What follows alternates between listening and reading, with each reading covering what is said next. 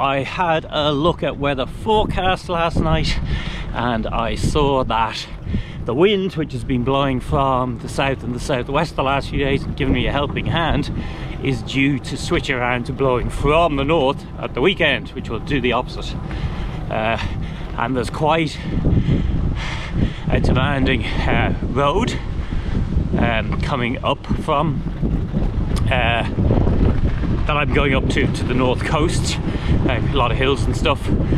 So I've decided I'm going to head to the mainland again at Ullapool today and try and get that section of the road done before the wind switches around. I was meant to be going right up to the northwest corner here, but there wasn't really anything up there I wanted to see beyond. Well, there is a heritage centre actually I'd have liked to call into. Yeah, I mean there's a couple of beaches, but as you can probably see, it's really not beach weather at the moment. It's quite cold. So I think, yeah, being clever is better than sticking rigorously to the plan. I always feel a bit guilty when I deviate from the plan, but that's the way life is. Anyway, I'll be switching back to the road again once we get to the top of this hill. So if you include ferry crossings in the distance I'm about to cover, this is another mega day with about 120 kilometres covered by the end of it.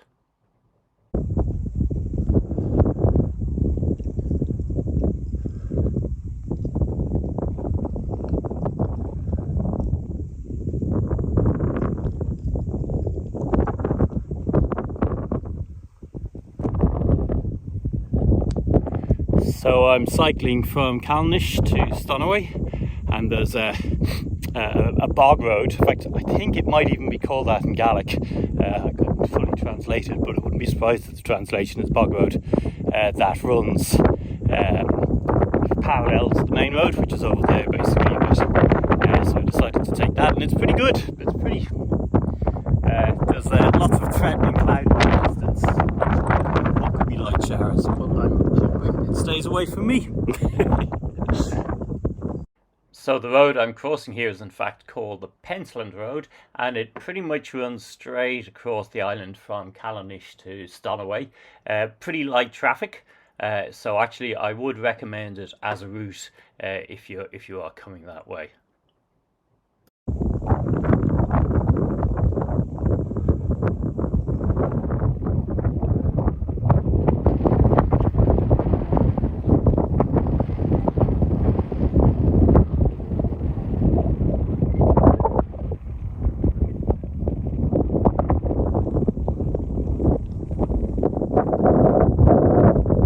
That wind you hear was blowing in my back, leading to this remarkable almost 230 kilometre range plus estimated range on a single battery.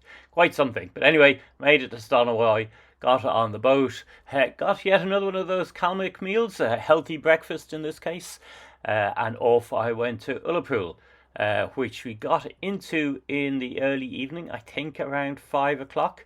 Was when we pulled in, and it was still raining pretty heavily, and I could see it was going to do for a while, so I got some scampi and chips and then a pint in the local pub and waited till about 7 when the rain finally blew over and I could get out on the road. And God, what a road it was. Again, you know, I keep saying this, it's hard to pick a favourite from all my trips, but certainly this northwest corner was very impressive, and particularly cycling it in the evening when there wasn't so much traffic, but the light was absolutely fantastic.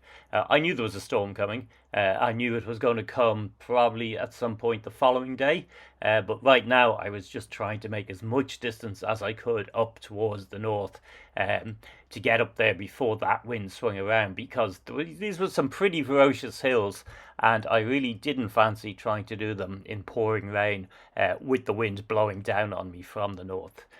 So quite a trip. Really enjoyed this particular segment of the journey.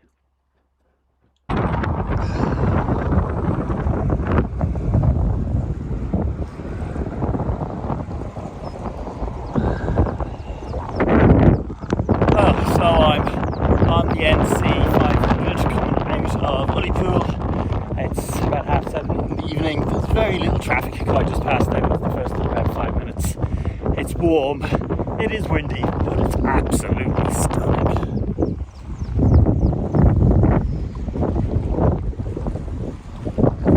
So the NC500 I refer to there is the North Coast 500 miles, I think, and it's a touring route around northwest Scotland that a lot of people drive. And in fact, right on the first day of my trip, some cyclists I ran into had tried to put me off the idea of cycling it. They thought it was too dangerous because of traffic and stuff. So that's part of the reason I was trying to cycle it in the evening.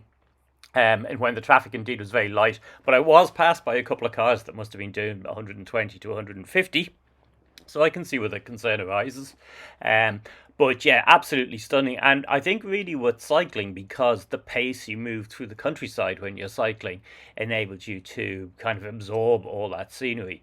Now, this particular section I'm doing here pretty much coincides with the Northwest Geological Park, which I wasn't really aware of before I went over, which is a shame because I'm actually interested in geology. But basically, a lot of early geological theory was formed by early geologists looking at the rock structures we're looking at here and then arguing about what could have been the forces that brought those into being. And so that would have been really fascinating to have read up on in advance.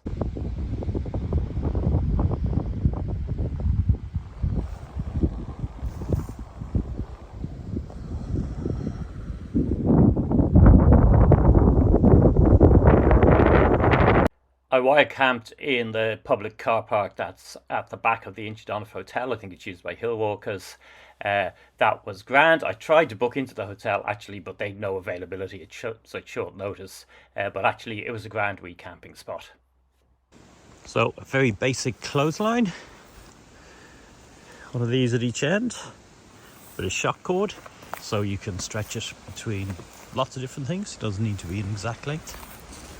And a couple of these minimalist clothes pegs. After all the wine of the last couple of days, my stuff was damp. I was glad to dry it out as I watched a magnificent sunset with a glass of wine and reflected back on my journey that day. Quite a trip and a long way now towards the north coast itself.